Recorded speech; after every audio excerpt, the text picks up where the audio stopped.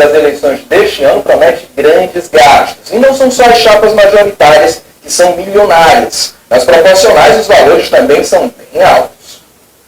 Um cálculo com o valor declarado pelos candidatos para a disputa eleitoral com a divisão pelo coeficiente eleitoral apontou que, aqui no Ceará, cada eleitor custará R$100 para um deputado federal e R$80 para estadual em ações de campanha. A campanha é cara porque ela hoje ganhou dimensões muito grandes de uma disputa de poder que envolve também uma agenda de desenvolvimento que corresponde aos interesses das grandes corporações, do capital internacional, do capital local, e não mais a agenda de interesse da população. Os dados se referem aos valores reais declarados junto à Justiça Eleitoral.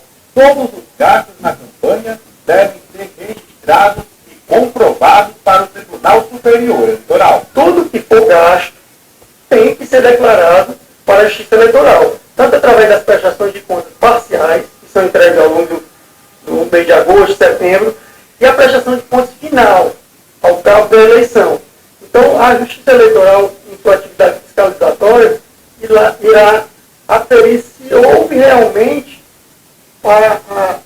o respeito a esse limite de gasto apontado no registro de candidatura. A disputa eleitoral aqui no Ceará vai ser uma das mais caras do Brasil. Por aqui, no total, foram homologadas 16 coligações para disputar 46 vagas na Assembleia Legislativa, 22 na Câmara Federal, uma vaga para o Senado e outra para governador e seu vice. Para conquistar o voto do eleitor, vale de tudo um pouco, desde que tudo seja dentro da lei. Tanto a compra como também a venda de votos é crime e os autores poderão sofrer penalidade.